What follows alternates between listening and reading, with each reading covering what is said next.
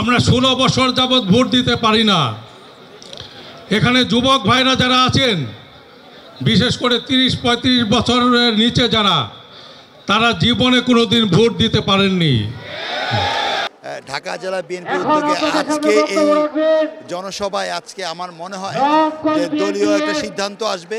আমাদের 31 দফা সহ দ্রব্যমূল্যের ঊর্ধ্বগতি, নির্বাচন, সুষ্ঠু নির্বাচন কবে হবে এটা নিয়ে বিএনপি দ্বিধাদ্বন্দ্বে আছে। এই পর্যন্ত আমাদের কাছে সুস্পষ্ট নীতিমালা এখনও আসে নাই যে আমাদের নির্বাচন কবে হবে, বিএনপির কখন এই আমাদের যে জনগণের যে প্রত্যাশা 5ই আগস্টে যে স্বৈরাচারী সরকারের পতন হয়েছে, সেই পতনের মাধ্যমে যে সুষ্ঠু নির্বাচন, ভোটের অধিকার প্রয়োগের ব্যাপারে যে একটি ব্যাপার ছিল, সেই ব্যাপারটি এখনও কিন্তু সুস্পষ্ট হয় নাই।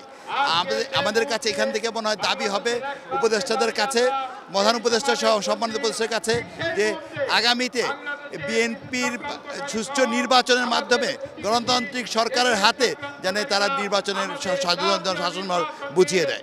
তারা রাষ্ট্র সংস্কারের নামে কালক্ষেপণ করছেন। তারা পুরো রাষ্ট্রকে মেরামত করতে চায়। যদি এই মেরামত করতে হয় তাহলে অনেক বছর সময় লেগে যাবে, কিন্তু অন্তর্বর্তীকালীন সরকারের দায়িত্ব নির্বাচনী সংস্কার করে মানুষের ভোট অধিকার মানুষের মাঝে ফিরিয়ে দেওয়া।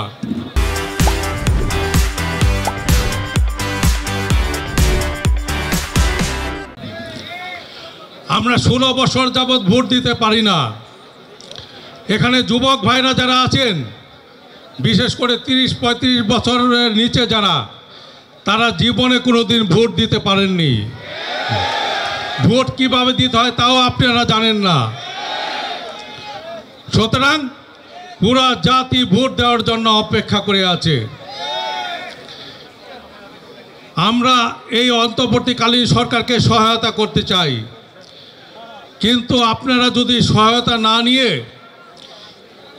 আপনারা যদি দেশি বিদেশি চক্রান্তর মধ্যে পড়ে এই রাষ্ট্রকে আবার রসাতলে নিতে চান, এই জনগণের সাথে যদি আপনারা তাল না মিলিয়ে আপনারা আপনাদের ইচ্ছা মতো বিদেশি দেশি ষড়যন্ত্রের কাছে হার মেনে যান, তাহলে কিন্তু আপনাদের অবস্থা কিন্তু এই জাতি যেমন শেখ হাসিনার বিরুদ্ধে খেপে উঠেছিল, আপনাদের বিরুদ্ধেও খেপে উঠে বাধ্য হবে।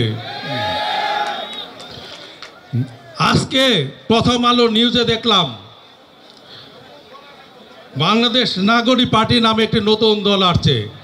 এই দল করার স্বাধীনতা, রাজনীতি করার স্বাধীনতা সকলেরই আছে, আমরা আপনাদেরকে স্বাগত জানাই। কিন্তু মাঝখানে যে লেখাগুলো দেখলাম, আপনাদের দলের সাথে আওয়ামী লীগ থেকে যারা সরে আসছে তারাও থাকতে পারবে, জাতীয় পার্টি থেকে যারা সরে আসছে তারাও থাকতে পারবে। তাহলে কি এটা ডিগবাজির দল বানাচ্ছেন আপনারা? এখানে কি ঢোল ডাক্কর বাজানো হবে? স্বচ্ছ রাজনীতি করুন, জনগণের কাছে আসুন, জনগণের ভোট জনগণকে ফিরিয়ে দেন। জনগণ যাদেরকে ভোট দিয়ে নির্বাচিত করবে তারাই ক্ষমতা গঠন করবে, এবং তারা ক্ষমতা এসে রাষ্ট্র মেরামতের অবশিষ্ট কাজ যা আছে সব করবে। এই রাষ্ট্র মেরামতের 31 দফা আমাদের রাষ্ট্রনায়ক জনাব তারেক রহমান আরও 2 বছর আগে দিয়েছেন। ওনারা যে সংস্কারগুলো করতে চাচ্ছে তার সমস্ত কিছুই কিন্তু তারেক রহমানের 31 দফার মধ্যে রয়ে গেছে। সুতরাং আমাদের রাজনীতিবিদদের কাজ রাজনীতিতে করতে দেন। আপনাদের দায়িত্ব আপনারা নির্বাচন দিয়ে, জনগণের ভোটের অধিকার দিয়ে যারা নির্বাচিত হবে তাদের কাছে ক্ষমতা হস্তান্তর করে আপনারা বিদায় নিন। তা না হলে জনগণ কিন্তু আবার আপনাদের বিরুদ্ধে খেপে উঠবে।